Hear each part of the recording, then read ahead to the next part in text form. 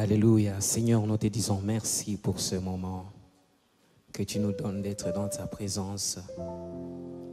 Merci pour ce moment merveilleux que tu nous donnes d'être encore à tes pieds, à te parler, à te louer, à te célébrer et adorer ton saint nom. Entendre quelque chose de toi, Père éternel. C'est pour nous un moment capital. Nous sommes en train de te dire merci, Seigneur. Bien-aimés tous ensemble, nous sommes en train de dire merci à Dieu pour ces moments merveilleux. David pouvait s'écrier dans ses cantiques des degrés, dans Psaume 122, le verset 1 en disant « Je suis dans la joie quand on me dit « Allons dans la maison du Seigneur ». Aller dans la maison du Seigneur, c'est aller en sa présence, en sa rencontre. Et le Dieu que nous sommes venus rencontrer, il ne nous laisse pas tel que nous sommes venus. Ce jour est un jour que le Seigneur a fait. Et réjouissons-nous, car c'est un jour où le Seigneur a choisi encore de nous faire du bien. C'est un dimanche que le Seigneur a choisi pour nous faire du bien. Nous sommes là, Seigneur Dieu, pour te dire merci. Nous sommes là pour t'élever, pour t'offrir. Voici une nouvelle semaine que nous commençons avec toi. Voici une nouvelle semaine que nous commençons dans ta présence.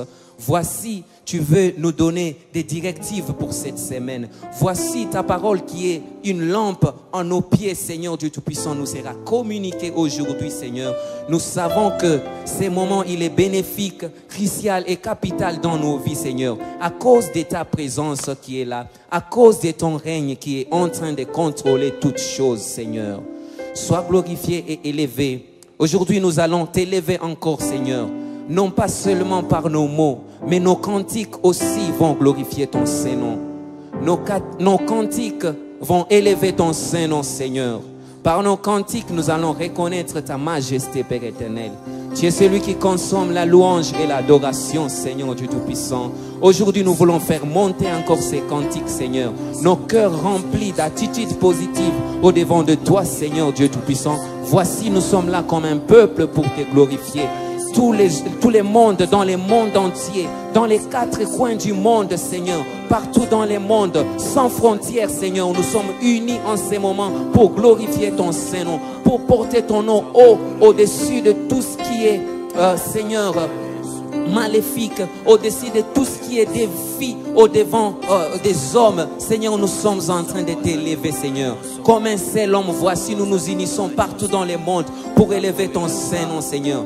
Qu'à ces instants, Père éternel, tu reçoives un culte agréable, Seigneur. Nous ne sommes pas seulement en train de t'offrir un culte agréable, mais nous-mêmes, nous sommes venus être des cultes agréables à ton honneur en ces moments, Père éternel. Si nous pouvons offrir nos corps comme des sacrifices vivants, Seigneur, voici, nous sommes au devant de toi pour nous offrir, Seigneur, afin que de l'autel puisse sortir une fumée qui monte et qui atteste que toi, tu es le Seigneur, qui atteste que toi, tu es le haut élevé. Quand la fumée est en train de monter, ça montre que le Seigneur est au-dessus de toutes choses. Il est en haut. La fumée ne va pas sortir de l'autel et entrer en profondeur, mais ça va monter vers celui qui est élevé. Aujourd'hui, nous sommes en train de faire monter cette fumée qui monte vers celui qui est élevé au-dessus de toutes choses. Laisse que cette fumée puisse monter aujourd'hui. Que cette fumée puisse monter aujourd'hui. Nous sommes en train de te rendre gloire pour te offrir, pour tout ce que tu as réalisé, Seigneur Dieu Tout-Puissant. Aujourd'hui, ça monte pour dire, Seigneur, tu es haut élevé, Yahweh éternel. Voici les jours que tu as fait. Nous sommes en train de saisir cette opportunité, Seigneur, afin de t'élever, afin de te glorifier, parce que tu es le roi de gloire.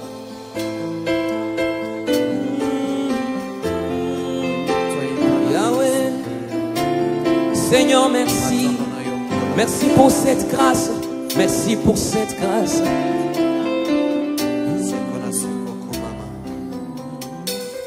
Matondo nayo. Matondo nayo kolo pona bola bubayo ofungoli biku ebayo opesi bisonjela yako ota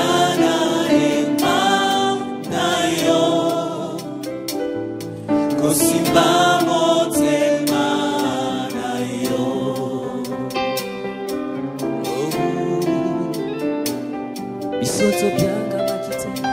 Bisoto bianga makite.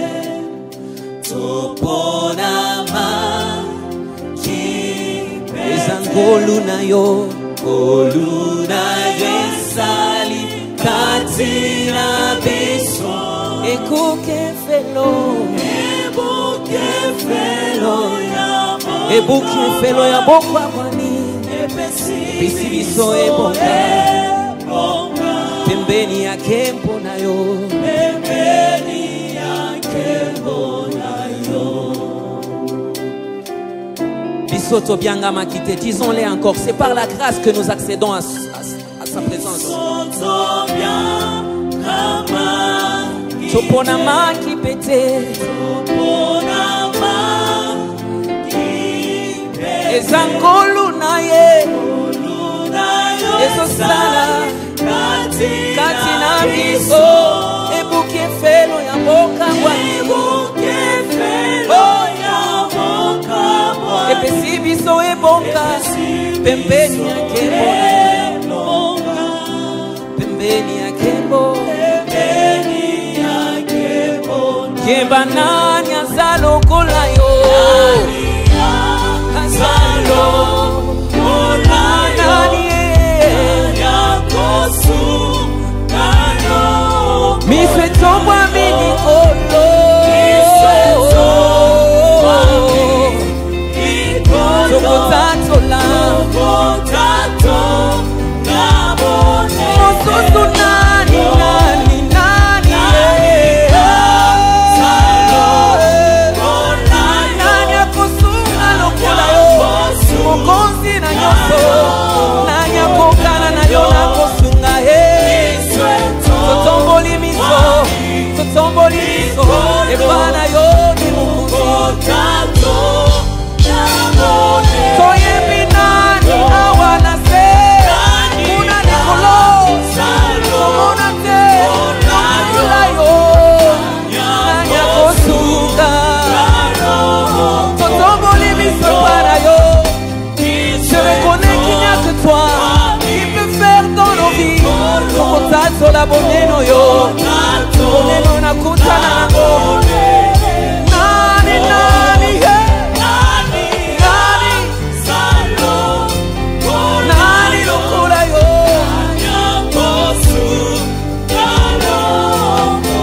Disweto wami. Disweto wami. Likolo.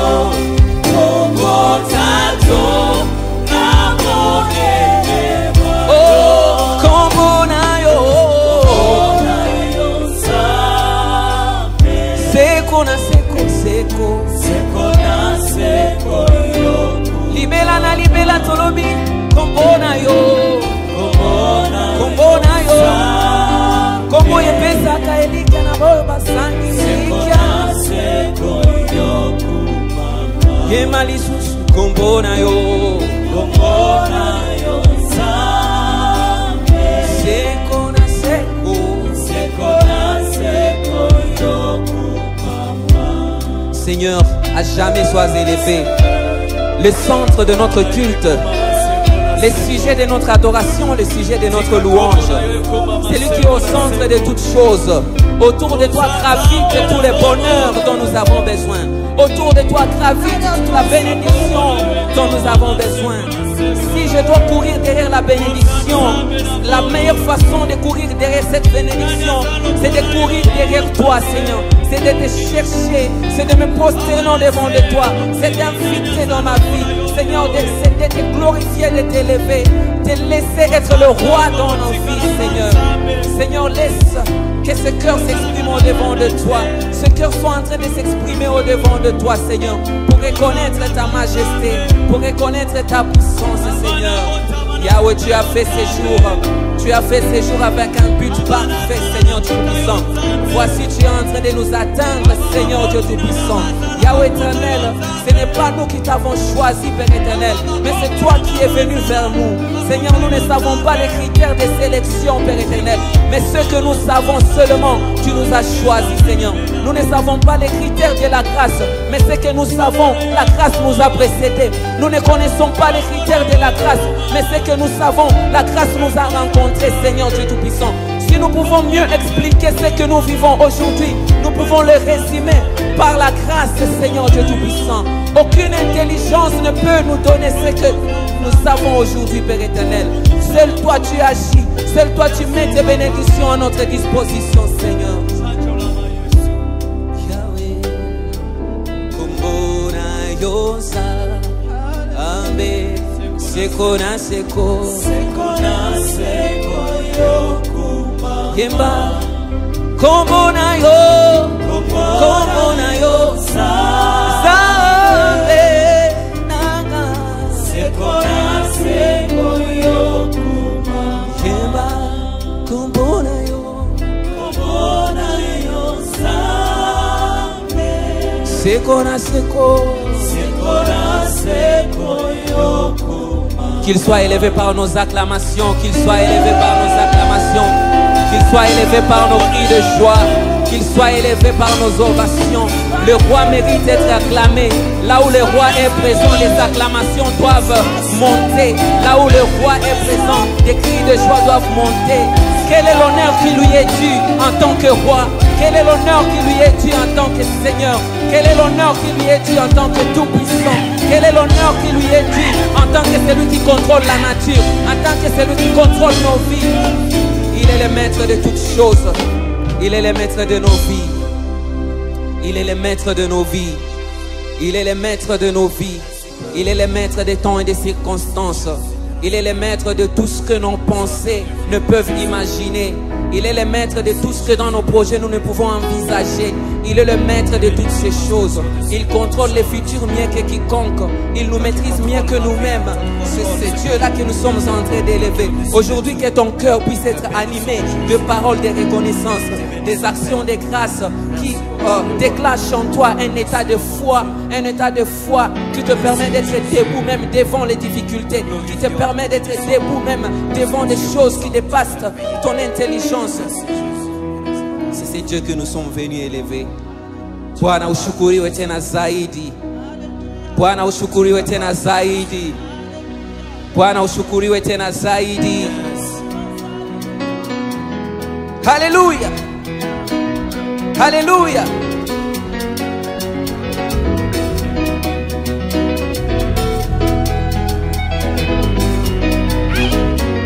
Kwa yote umenitendea na kushukuru Bwana.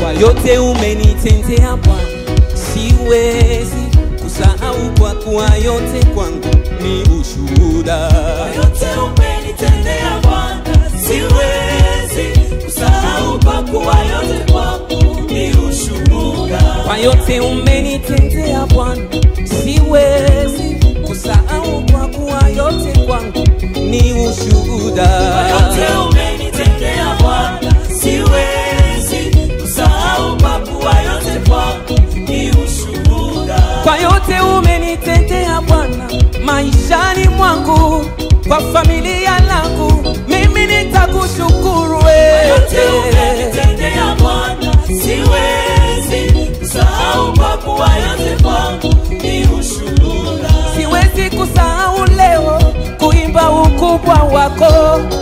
Wewe ni mwema kwa kila nyakati. Kwa yote umenitendea Bwana, siwezi kusahau kwa kuwa yote kwangu ni ushuhuda. Wewe ni mkubwa sana maishani mwangu, hata nikuabudu milele na milele. Kwa yote umenitendea Bwana, siwezi kusahau kwa kuwa yote kwangu ni ushuhuda. Hallelujah. Beta mwa mololo bipozali. Yes. Ai. Ai. Oh, kwa yote umenitendea Bwana, siwezi kusahau kwa kuwa yote kwangu ni ushuhuda. Kwa yote umenitendea Bwana, siwezi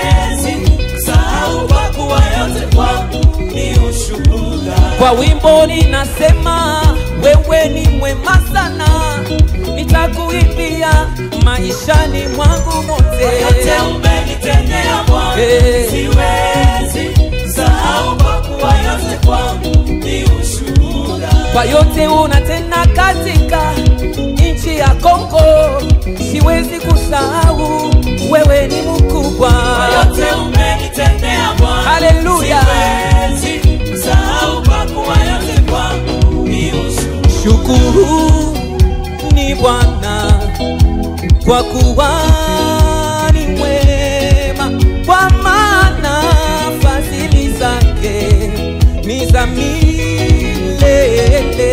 Shukuru ni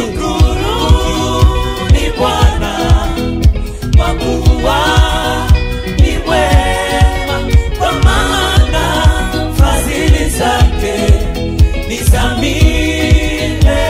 Oh, shukuru ni yeye. Oh, kwa maana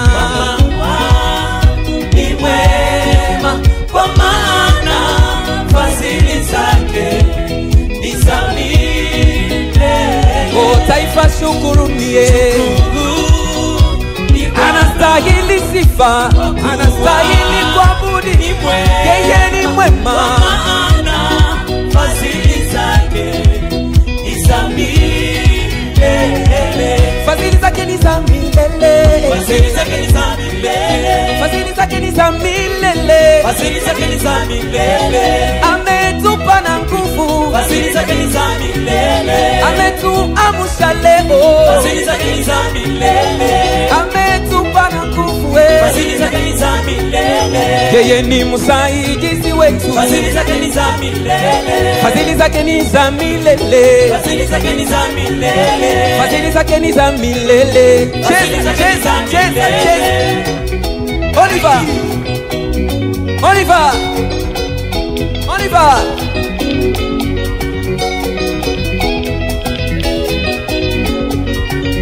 fadhili zake ni za milele.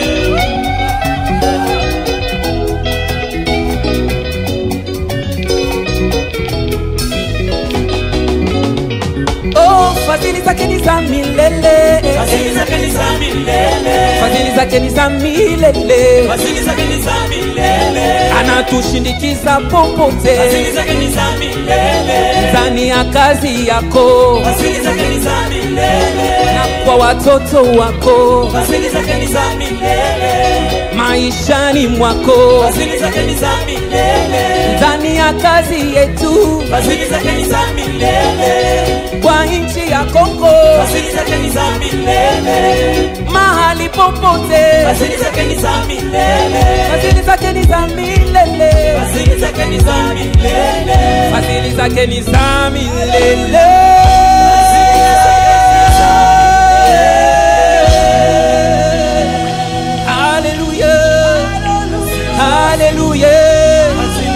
Le roi mérite d'être acclamé, il mérite d'être élevé. Fadhili zake ni za milele, unastahili kuabudiwa Bwana. Asante kwa fadhili zako zinazotushindikiza kila mara na kila nyakati. Sifa ni kwako Bwana, uabudiwe.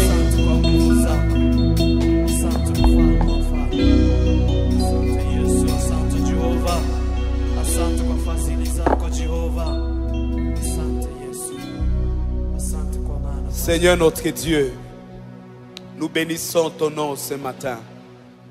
Nous reconnaissons ta grâce. Fadhili zako zimekuwa kubwa kwetu. Et ce matin, nous voulons le reconnaître. Reçois ces acclamations, ces cris de joie. Reçois, ô Dieu, notre adoration, notre louange à jamais. Que toute la gloire et l'honneur reviennent à toi et à toi seul. Au nom de Jésus. Amen. Nous bénissons Dieu pour ce dimanche. Kwa siku ya leo Et nous sommes encore là pour le célébrer. na tuko hapa juu ya kuweza kumfurahia tena. Quelles que soient les conditions dans lesquelles nous sommes, Haijalishi maisha ambayo tunaishi, nous l'élevons comme Seigneur. tunaweza kumuinua kama Mungu. Il est Dieu Yeye en ni tout Mungu temps. ndani ya yote. ndani ya wakati zote, et il est celui qui est au contrôle. na ni yeye ambaye anaweza kuangalia kila kitu. Alors voici nos communiqués de ces dimanches. Tuweze kuangalia matangazo yetu ya leo.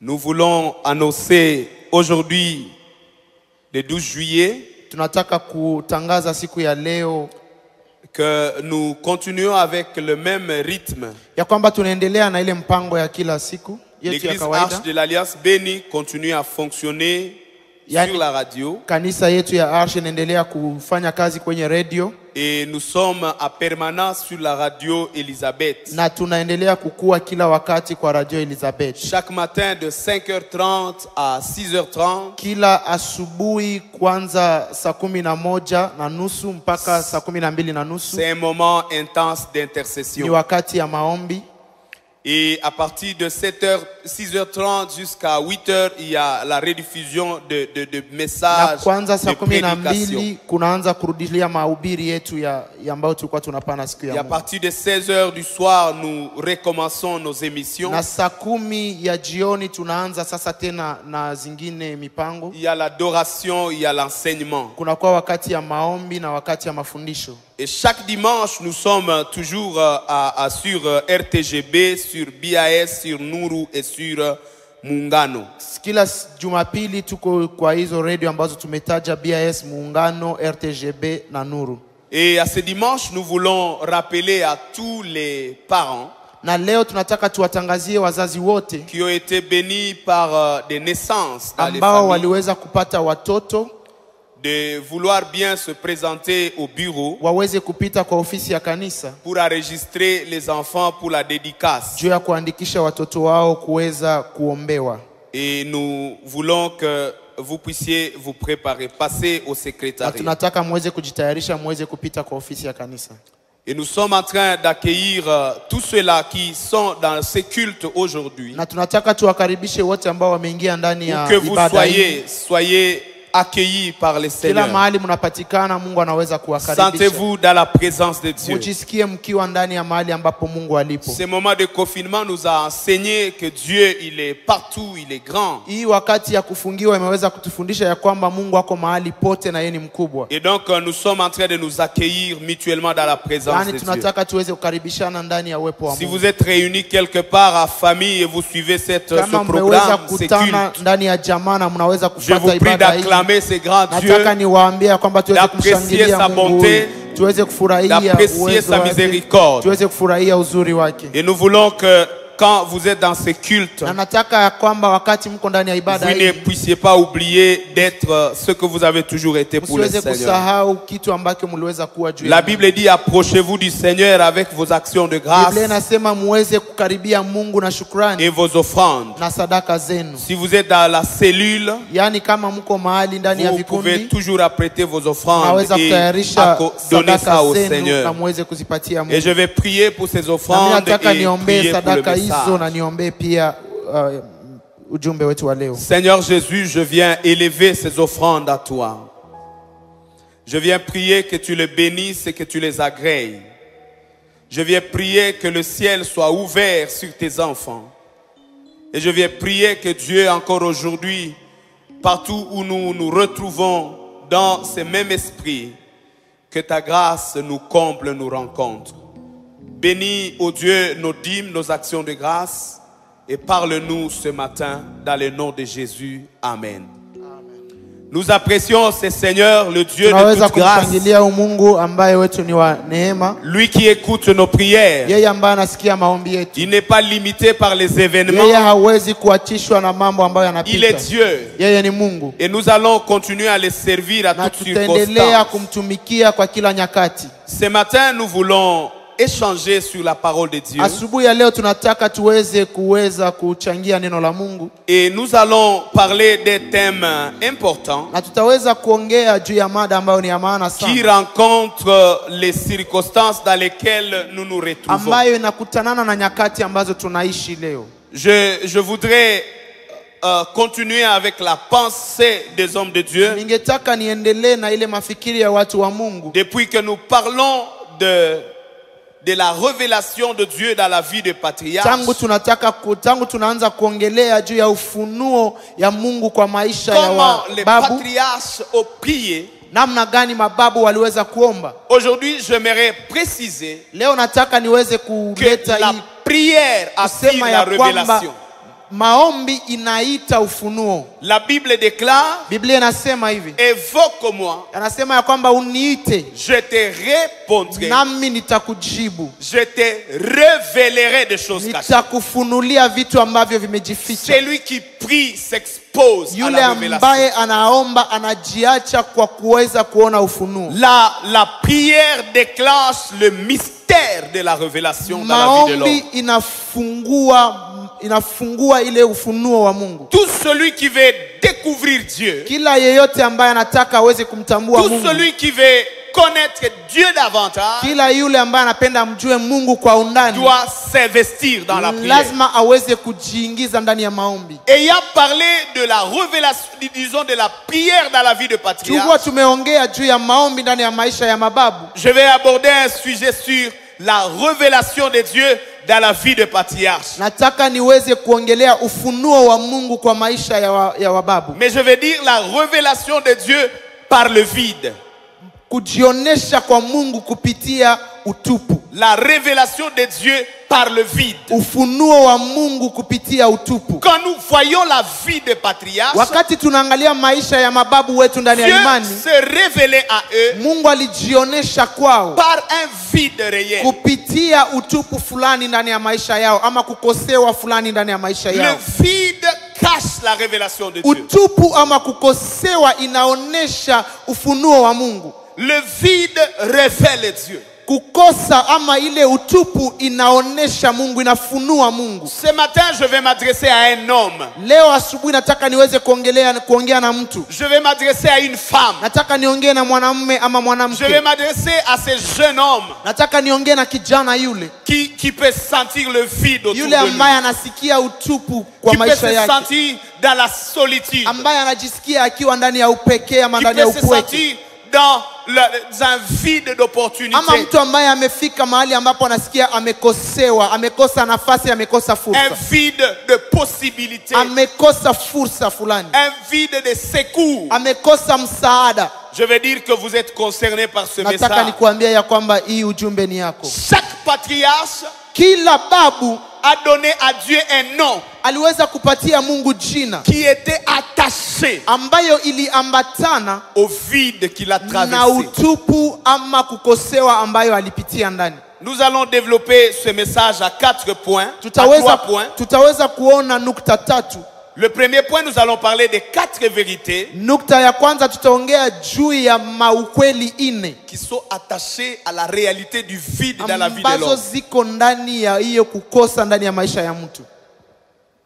Tout homme qui vit Kila mwenye ambaye anaishi sur la terre chini ya dunia rencontre des vides. anakutanana na utupu fulani, Et nous allons parler des 4 vérités que ces vides révèlent. na tutaongea juu ya ukweli ine ambayo hii utupu Nous inaweza allons partir de la kutufunulia. Bible et nous allons comprendre ces 4 vérités. Tutasoma ndani ya Biblia na tutaweza kuielewa. Le deuxième point, Kitu ya pili ama nukta ya pili, nous allons parler de la révélation du vide tutaweza kuongea juu ya ufunuo wa hiyo utupu dans la vie de patriarche. ndani ya maisha ya mababu. Nous serons en train de montrer Tutaweza kuonesha que les patriarches ont rencontré des vides dans leur vie. ya kwamba mababu walikutanana na hiyo kukosewa ama hiyo utupu, Et nous allons voir comment Dieu se révélait. na tutaweza kuona namna gani Mungu aliweza Et le kujifunulia troisième kwao. point, Nukta ya tatu, nous serons en train de voir le mystère qui est attaché à ces vides. tutaweza kuona ni fumbo gani ambayo Le inashikana na hiyo secret que kukosa, dégage le vide siri ambayo hii utupu inaweza kutuonesha sur le chemin de la foi. ndani ya njia ya imani. Alors nous sommes dans les livres de Genèse chapitre 1. Tutaingilia kupitia kitabu cha Mwanzo. Nous allons lire les 3 premiers versets. Tutasoma shairi tatu za kwanza. Genèse Mwanzo 1er 1 à 3. sura yake ya kwanza mstari wa kwanza hadi wa La tatu. Bible dit ceci. Biblia inasema hivi: Au commencement, Dieu créa le cieux et la terre. La terre était informe et vide, et il y avait de ténèbres à la surface de l'abîme, et l'Esprit de Dieu se mouver au-dessus de vous. Dieu dit que la lumière soit et la lumière fut. C'est la parole du Seigneur. Hilo ni neno la Mungu. Nous sommes dans le premier livre de la Bible. Tuko ndani ya kitabu ya kwanza ndani ya Biblia. Je veux dire la présentation de Dieu. Yaani kuweza kumtambulisha Mungu. Dieu se révèle à l'homme. Mungu anaweza kujitambulisha kwa mwanadamu. Dieu se révèle à l'humanité. Mungu anaweza kujitambulisha kwa dunia. Vous savez, ce livre a été écrit par Moïse. Unajua ya kwamba kitabu hiki kiliandikwa na Musa. C'est plusieurs années après que le monde soit créé. Miaka mingi, miaka kadhaa baada ya dunia kuumbwa. Il y a eu Adam, il y a eu Noé, kulikuwa Noa. Il y a eu Abraham, il y a eu Isaac et Jacob. Kulikuwa Abraham, Isaka na Yakobo. Il y a eu Joseph. Kulikuwa na Yosef. C'est après que Moïse va arriver. Ilikuwa baada ya hiyo ndio Musa aliweza kufika. Quand Moïse arrive, na wakati Musa anafika, Dieu avant de lui donner la loi, Mungu kabla hajampatia sheria, avant de lui donner l'historique d'Israël, kabla Mungu hajampatia historia ya dunia, il le ramène à Genèse. Anamuleta nyuma, anamleta Il ndani ya veut mwanzo. qu'il rentre au commencement. Anamrudisha hapo mwanzo. Et quand il le ramène au commencement, na wakati anamrudisha hapo mwanzo, c'est pour se présenter. Ilikuwa juu ya kujitambulisha kwake. Commencement. Anasema hapo mwanzo Dieu. Mungu. À d'autres termes, rien ne commence sans Dieu. Kwa kusema ni kusema hakuna kitu ambacho kinaweza kuanza bila Mungu. Dieu, il est le commencement de Mungu ndiye mwanzo ya kila kitu. Je voudrais profiter de cette occasion. Ningetaka niweze kutumia fursa hii dire à chacun de nous niweze kuambia kila mmoja wetu de revoir comment il a commencé. Aweze kuangalia namna gani alianza. Comment tu as commencé ton entreprise? Namna gani ulianza shirika lako? Comment tu as commencé cette famille là? Namna gani ulianza jamaa yako? Comment tu as commencé ce foyer là? Namna gani ulianza hiyo nyumba yako ama ndoa yako? Commencé ce boulot là? Namna gani ulianza kazi hiyo? Tout commence par Dieu. Kila kitu lazima linaanza pamoja na Mungu. Et beaucoup de problèmes de la vie, na shida mingi ndani ya maisha, c'est parce que Dieu n'a pas été au début ni de kwa certaines sababu choses. Mungu hakuweza kuwa mwanzoni ya kila kitu. Et nous avons toujours l'habitude d'évoquer Dieu Na tunaweza kuwa na hiyo tabia ya kusema Mungu au milieu de notre histoire, katikati ya historia yetu, alors qu'il n'a pas été au commencement. ijapokuwa hakukuwa hapo mwanzo. Tu es le bien-aimé qu'à Dieu, le bienheureux qu'à Dieu commence avec Na toi. wewe ni mwenye heri kama umeanza na Mungu. Ayez l'habitude de commencer avec Uweze Dieu. kuwa na hiyo tabia ya kuanza pamoja na Commence Mungu. tes journées avec Dieu. Uanze siku yako pamoja na Mungu. Commence tes entreprises avec Dieu. Uanze shirika zako pamoja na Mungu. Commence tes projets avec Dieu. Uanze mipango yako pamoja na Mungu. Et alors tu pourras le réveiller quand il y aura la Na tempête. utaweza kumwamsha wakati kutaweza kuwa na Dieu misukosuko. se révèle. Mungu anaweza kujifunua. Il dit avant de vous donner la loi, Anasema kabla sijakupatia sheria, avant de vous donner l'histoire, kabla sijakupatia historia, je me présente. nataka niweze Il dit kukuonesha kama au mimi ni nani. commencement, Anasema hapo moi mwanzo Dieu, mimi Mungu je créais. nikaanza kuumba. Je créais le ciel, Nikaumba mbingu, je créais la terre. nikaumba pia na ardhi. Et vous allez vous rendre compte Na utaweza kujiona ya que kwamba sur le plan doctrinal, kwanza kujifunza maneno ya ukweli ndani ya et sur Biblia le plan prophétique, na kusema juu ya unabii, il n'y a que la planète Terre. kuna hiyo dunia, Il y a plusieurs planètes, kuna hizo vitu mingi ambazo d'autres ziliumbwa planètes qui n'ont pas de vie, ambazo ziko kama dunia lakini hazina et maisha, d'autres planètes qui ne nous na concernent pas. zingine ambazo hazitujali. Mais dans la pensée biblique, Lakini ndani ya hiyo akili ya Biblia, la doctrine révèle que la planète Terre, ukweli wa neno la Mungu linaonyesha ya kwamba hii dunia c'est celle qui est concernée par le salut. ndiyo ambayo inaweza kushughulishwa na wokovu. Même si les scientifiques peuvent faire leurs Hata recherches kama watu wa siasa wanaweza kupata vitu zingine et croire qu'il y a d'autres êtres quelque na part, kuwaza ya kwamba kuna watu wengine ambao wanaishi ndani ya ardhi zingine huko mbali, notre foi imani yetu et la révélation de la parole na ufunuo wa neno la Mungu nous montre le salut inatuonesha ya kwamba wokovu qui vient vers l'homme ambayo inakuja kwa mwanadamu qui est sur la planète Terre. inaonesha mwanadamu ambaye wako ndani ya ardhi ya Quand dunia. Dieu descend sur la terre Wakati Mungu anashuka duniani pour sauver l'humanité, ili aweze kuokoa il est dunia, intéressé par la terre. kitu ambacho kinamvutia ni dunia. C'est pourquoi Dieu ignore la lune. Ndio maana Mungu hajali na mwezi. Dieu ignore Mercure, Ndio maana Pluton Mungu et tous hajali na ces Mercury na planètes. hizo zingine. Mars, il ignore tout ça. Ana hajali na Mars. Il dit ceci. Anasema hivi. Il parle de deux domaines. Anaongea juu ya vitu Il dit, viwili. au commencement, Anasema hapo il y mwanzo a le ciel kuna mbingu et il y a la terre. na kuna dunia Et dans le psaume, il ama peut dire, ardhi.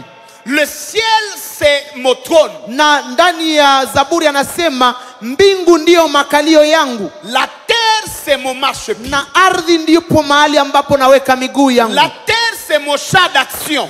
Yani ardhi ndiyo mahali ambapo mimi nafanyia La kazi. terre c'est le champ de la manifestation de ma puissance. Ardhi ndiyo mahali ambapo nafunulia uwezo wangu. La terre c'est l'endroit où je me révèle à l'homme. Yani ardhi ndiyo mahali ambapo ninajionesha kwa Et mwanadamu. maintenant, comment je me révèle Na à ni la namna terre? gani naweza kujionesha kwa Il dit mwanadamu? cette terre-là Anasema hiyo dunia où je dois me manifester. ambapo nafaa nijioneshe, Cette terre-là hilo dunia ama hilo où je ardhi dois me révéler ambapo nafaa nijioneshe était vide.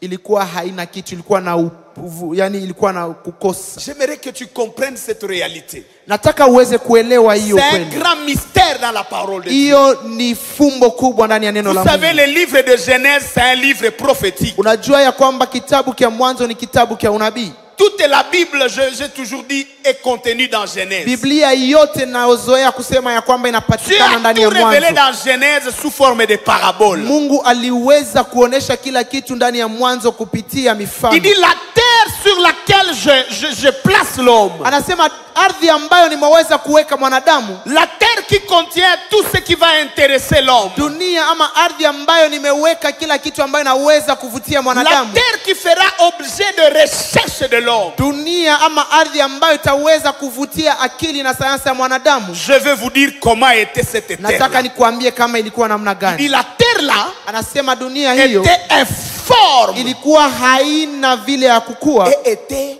vide. na ilikuwa na utupu. La révélation de Dieu Yani ufunuo wa Mungu, commence dans le vide. yani Mungu anaweza Il y a kujionyesha rien. ndani ya utupu.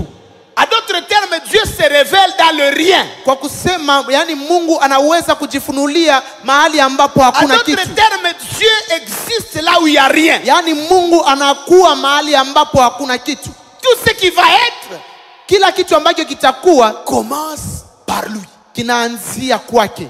La révélation de Dieu par le vide. Kuonekana kwa Mungu kupitia utupu. Dieu dit que ce que vous voyez aujourd'hui Mungu anasema yote ambayo mnaona leo est parti du vide. ilianzia ndani ya utupu. Parlons des 4 vérités qui sont attachées à ça. Tuongee juu ya ukweli ine ambazo zinaambatana na utupu. Retenez d'abord, premièrement, Muweze kujua ya kwamba que kwa le kwanza vide cache Dieu. ya kwamba utupu unaficha Mungu. Le vide contient Dieu.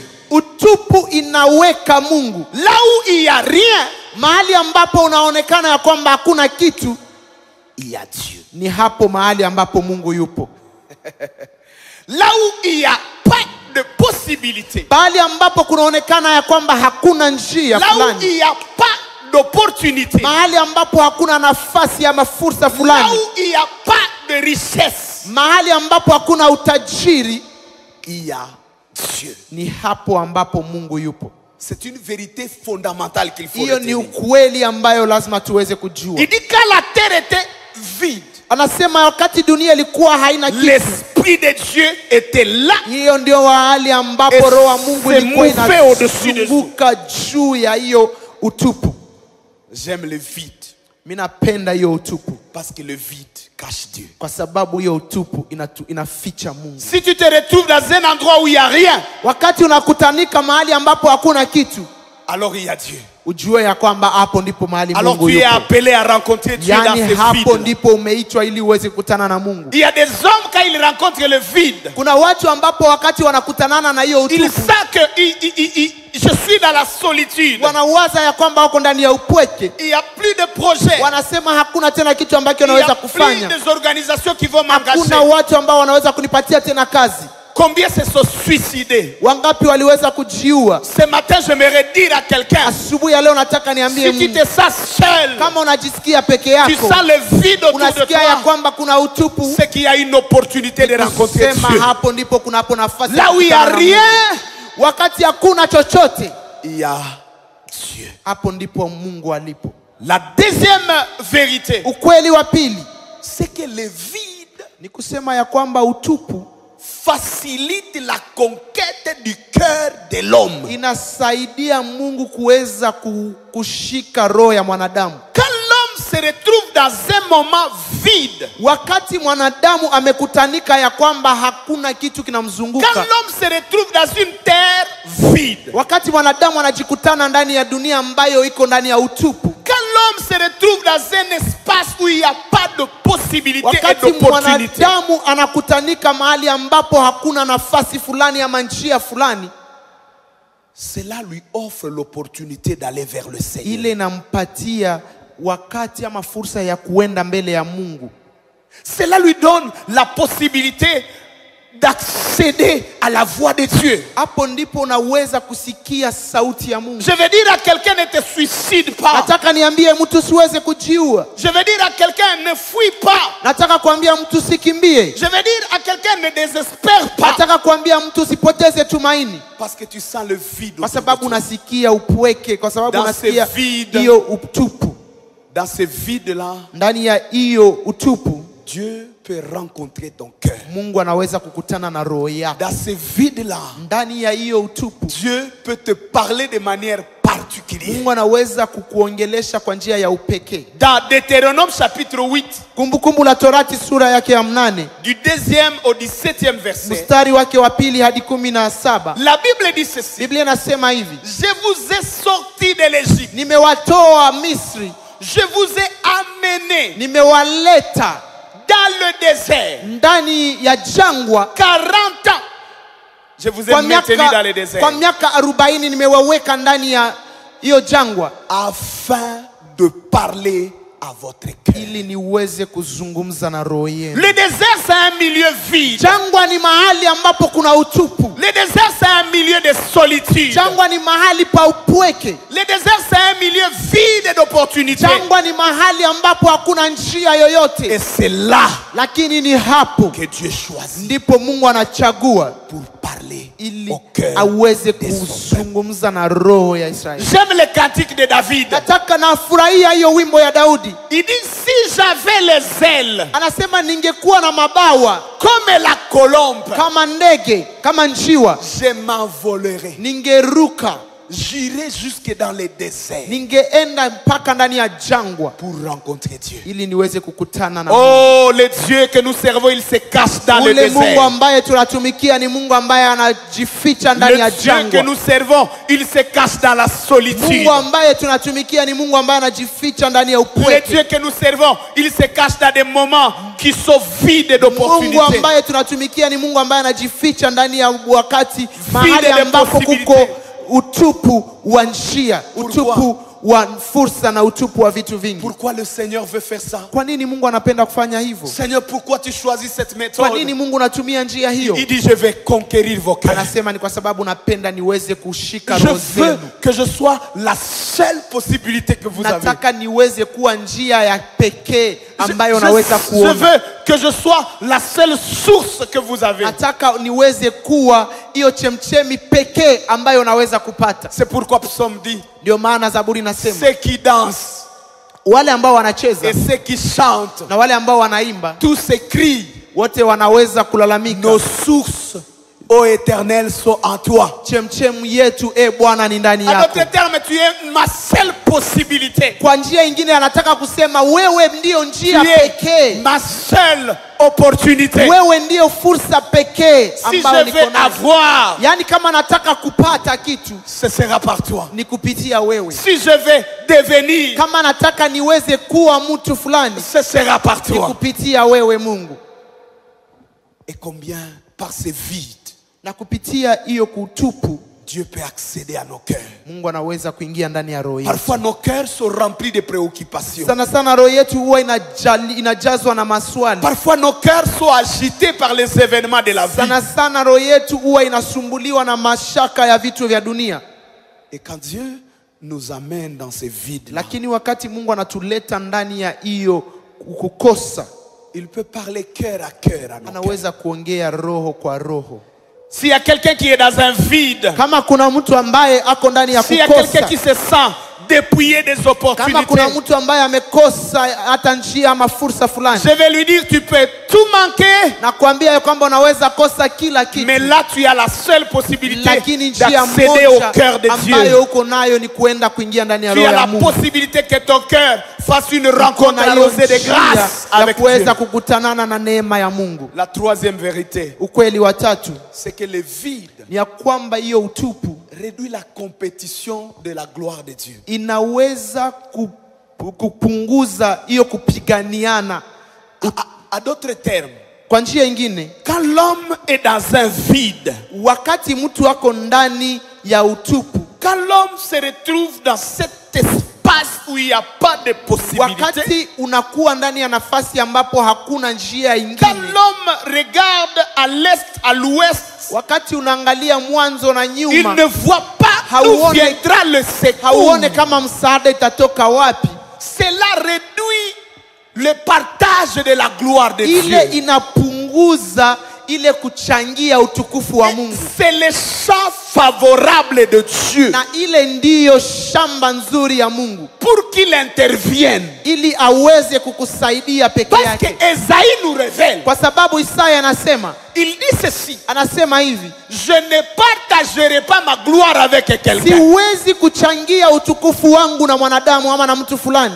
Dieu aime les champs, Mungu anapenda des espaces, mahali, des opportunités fursa, où quand il agit, ambapo wakati yeye ataweza kutenda, on ne confond pas sa gloire à quelqu'un d'autre. hauwezi kuchanganya utukufu yake na mtu fulani.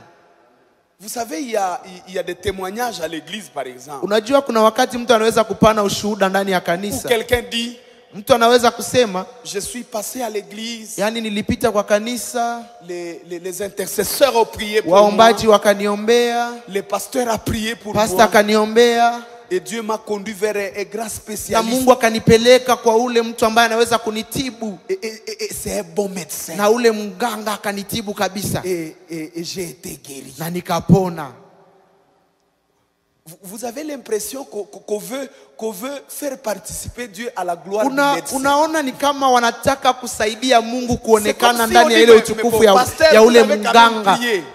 Ni Vous avez kweli, quand même prié. ni kweli pastor, uliomba Et ça a permis qu'il y ait un spécialiste. na ilisaidia ili ule daktari aweze Je kuonekana. soupire auprès de miracles. Lakini nalilia niweze kuona ile maajabu, J'attends le miracle de Dieu. ile maajabu ya Où Mungu, on ne confondra pas la main de Dieu hawataweza kuwazia mkono ya à Mungu, l'intervention humaine. kuwazia na mkono ya mwanadamu. Je vois l'homme de Daniel Nataka niweze kuonesha mtu wa dans Danieli la vision de la statue ambaye ndani ya ile maono ambayo alipata, qui montrait la succession de royaumes. ambayo ilionyesha gisi vinani Il vitafatana. dit les royaumes se sont succédés. Inasema ufalme uliweza kufatana Dans l'image de cette statue gigantesque, ndani ya hiyo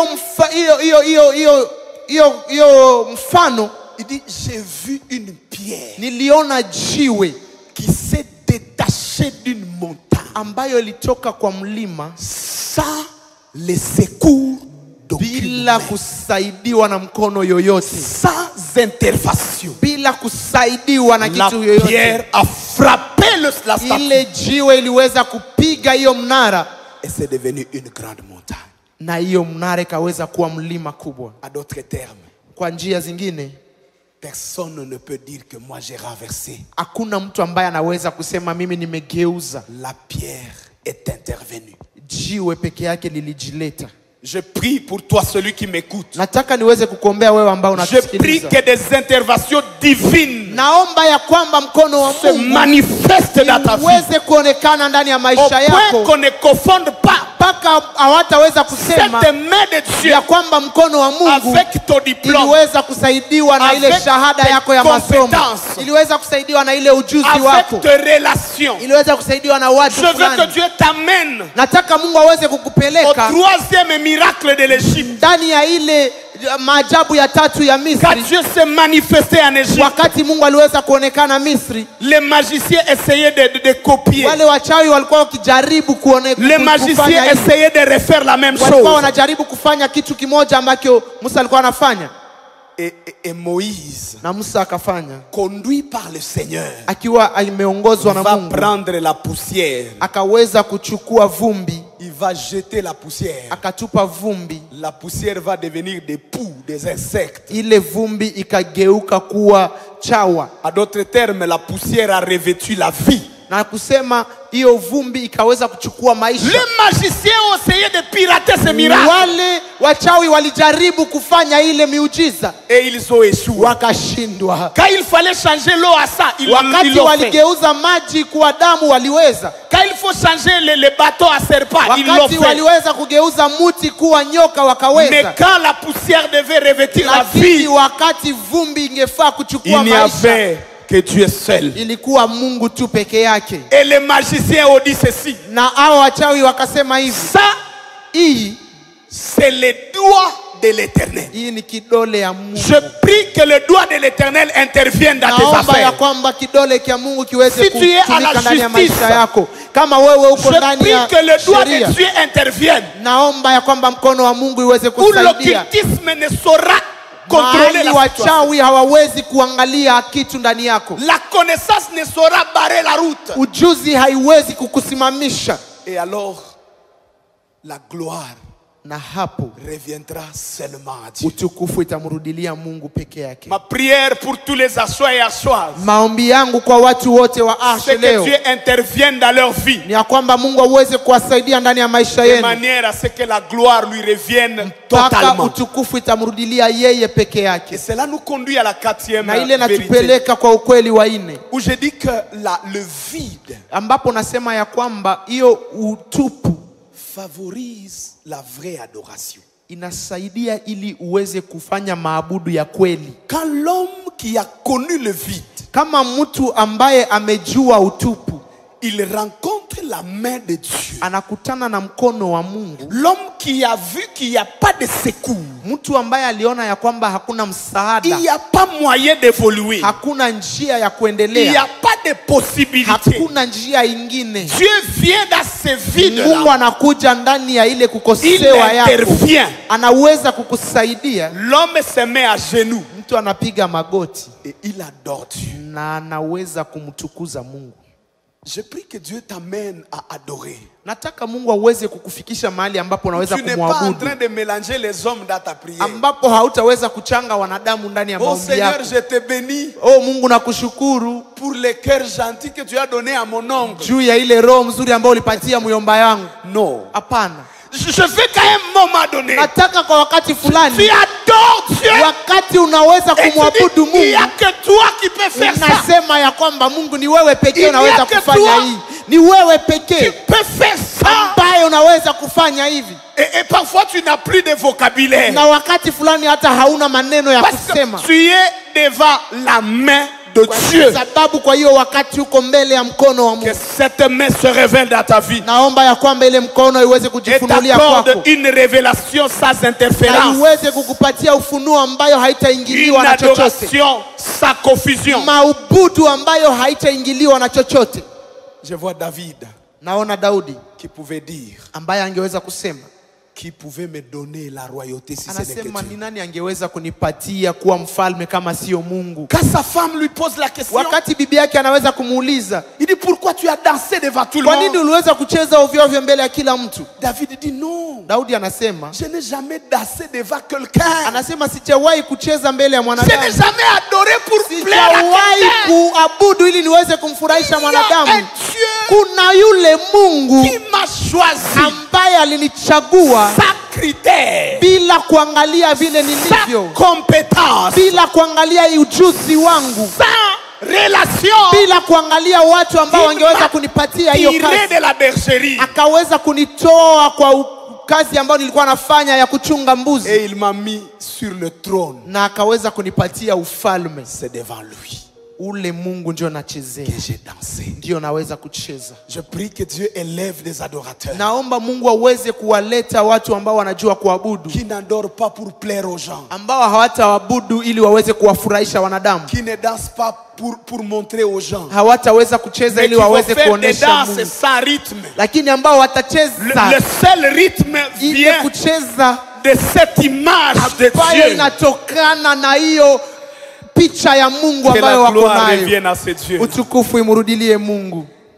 Les patriarches Wale mababu zetu ont rencontré des vides. waliweza kukutana na ile utupu ndani ya Et maisha ce yao, sont ces vides-là na ni hiyo utupu qui révélaient le nom de Dieu. ambayo iliwapatia kupatia Mungu jina. Aujourd'hui, tu peux dire Jéhovah Jireh, Leo unaweza kusema Jehova Jire, mais tu ne sais pas ce que ça veut dire. lakini haujui kama inamaanisha Dieu nini. ne s'est jamais appelé Jéhovah Jireh. Mungu hajawahi kujiita Jehova Il y a Jire. un homme qu'on appelle Abraham Kuna mtu ambaye anaitwa qui Abraham s'est rencontré dans un milieu ambaye alikutanana ndani ya nafasi où fulani il n'y a aucune provision, ambapo hakukukuwa na kitu il n'y a fulani, aucune opportunité. hakukukuwa na njia ingine, Et Dieu a été le seul à na pouvoir. Mungu akakuwa peke yake ambaye alimweza kumupatia. Je veux que tu sois en mesure de donner à Dieu un nouveau nom. Naomba ya kwamba uweze kuwa na ile kuweza kupatia Mungu jina Et mpya, quand tu l'adores sous ce nom-là, na wakati unaweza kumwabudu kupitia jina il n'y a hiyo, que toi seul qui comprends l'essence de ni ton wewe peke adoration. yako unaelewa maana ya ile maabudu. Abraham était exposé à deux vides. Abraham aliweza kukutanana na utupu mbili. Le premier vide, c'était sa femme. Utupu wa kwanza ilikuwa bibi yake. Vous savez que Dieu n'a pas rencontré Abraham Unajua ya kwamba Mungu hakukutanana na Abraham quand il était jeune homme. wakati alikuwa angali kijana. C'est à 75 ans Alimkutanana akiwa na miaka 75. que Dieu commence la marche avec Ndio Abraham. Mungu anaanza ile njia pamoja À na d'autres Abraham. termes, Kwa njia zingine, wacha Abraham a niwaambie, déjà consulté le médecin. Abraham alikuwa ameonana na Il a déjà waganga, bu tous les médicaments. amekunywa dawa zote, Il a déjà dépassé l'âge. alikuwa amepita hata miaka. Dieu vient dans un vide de Mungu maternité. anakuja ndani ya ile kukosewa ya Dieu mtoto. vient quand il n'y a plus de possibilités. Mungu anakuja wakati hakuna tena njia Et il nyingine, prolonge ce na vide-là. anaiendelesha ile kukosewa 25 ans durant, kwa miaka 25 et à 100 ans, na kwa miaka 100 il donne Isaac. Mungu anampatia Isaka. C'est pourquoi Isaac n'est pas un nom. Ndio maana Isaka sio jina. Isaac, c'est la révélation du vide. Isaka inaonesha ile utupu. Sarah dit, Sara anasema, il est étonné. C'est ça, Isaac. anashangala. Isaac signifie rire. Isaka inamaanisha kucheka. C'est-à-dire, quand la maman reçoit Isaac, abandi kosekaka. Yaani wakati mama anapokea mtoto anaanza kucheka. Que Dieu te fasse rire. Yaani Mungu aweze kufanyizia hivyo. Isaac, qui était le fils d'Abraham, Yaani Isaka ambaye alikuwa mtoto wa il Abraham, arrive dans la terre de Canaan. anafika Kanaan. Et on dit qu'il y avait la sécheresse. Wanasema hapo kulikuwa hakuna En mvua. d'autres termes, la terre est vide de possibilités de donner Yaani kwa njia la ingine récolte. dunia ama ardhi imeshindwa kupana mbegu ama kupana uzao. Et Isaac s'aima dans ce vide. Na Biblia nasema ya kwamba alipanda mbegu ndani ya Et ile il récolta au ukame. centime. Na Biblia nasema akaweza kupata mbegu. Jacob arrive dans une entreprise. Yakobo anafika ndani ya mahali fulani, ndani ya shirika fulani. Il a un patron vide de cœur.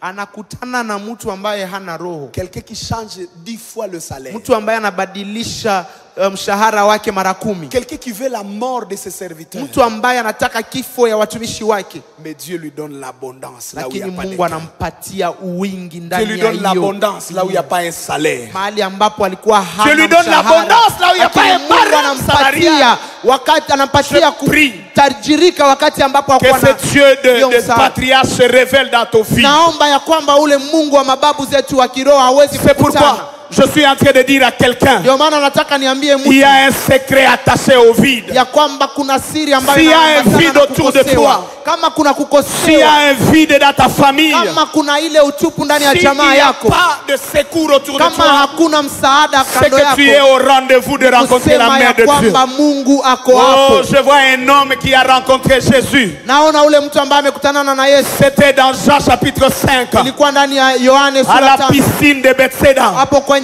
Bethesda. Jésus lui pose la Yesu question, anamuuliza, pourquoi tu n'es pas kwa nini guéri? wewe haujapona? Il dit, je suis dans un vide. Anasema niko ndani ya utupu, Il n'y a personne. hakuna mtu. J'aimerais dire à quelqu'un Nataka qui nikwambie sait qu'il n'y a personne pour lui kwa ule donner le mtu ambaye travail. anawaza hakuna mtu wa Il n'y kukusaidia a kupata personne kazi, pour l'épouser. hakuna mtu wa kupatia Bwana, Il n'y a personne pour intervenir. hakuna mtu wa Je kukusaidia na t'annonce que kutangazia dans ce vide-là, lakini ndani il ya y hiyo a kukosewa Jéhovah. ya kwamba kuna Lève-toi là où Jehova. tu es. Simame, Commence à évoquer Jéhovah. anza kuomba ule Il est Jehova, le Dieu qui intervient. ambia ule Mungu Quand il n'y a plus de médecins, ambaye anakuja wakati hakuna quand on est dans waganga, la tombe, wakati umeingia ndani ya kuzikwa comme Lazare, kama Lazaro, quand on sent déjà, kama unasikia kwamba umenuka. Marie dit à Jésus, Maria anaambia Yesu, Lazare sent déjà. Lazaro Il dit, c'est dans anaomeoza, ces vides-là anasema ni hapo que je vais ndio intervenir. nataka niweze Commence à kufanya. évoquer Dieu. Anza kumwomba Mungu, Il intervient ambia Mungu fanya quand c'est kazi, déjà fini. wakati kila kitu Quand imeisha, c'est fini pour tout le wakati kila monde, kitu c'est le kimetimika, commencement pour na ni Dieu. hapo ndipo Mungu Dieu anaanza. peut se révéler dans ta Mungu solitude. anaweza kuonekana ndani ya Dieu kushindwa peut se kwako. révéler dans ton vide. Mungu anaweza kuonekana ndani ya Ne kushindwa te kwako. suicide pas. Haleluya, Ne désespère pas. haleluya. Dans le désespoir, il y a Dieu. Poteze tumaini, ndani ya kupoteza Dans la tumaini kuna solitude, Mungu, il y a Dieu. ndani ya upweke kuna Commence Mungu. à évoquer ce Dieu. Anza kuita ule Mungu. Commence à évoquer ce Dieu. Haleluya, Seigneur, tu es Dieu. haleluya, Toi qui es venu au 4e jour. haleluya. Toi qui es venu quand tout allait mal. Révèle-toi dans la situation de ce bien-aimé. Révèle-toi dans la vie de ses frères. Laisse que dans son vide, son cœur soit conquis à toi. Laisse que dans son vide, il puisse découvrir un nom qui est attaché à ta puissance. Laisse que dans son vide, il puisse rencontrer ta gloire. Je bénis sa vie. Je déclare la possibilité que tu es dans sa vie. Je prie que tu immerges dans son vide. Dans le nom de Jésus. Merci Seigneur Jésus.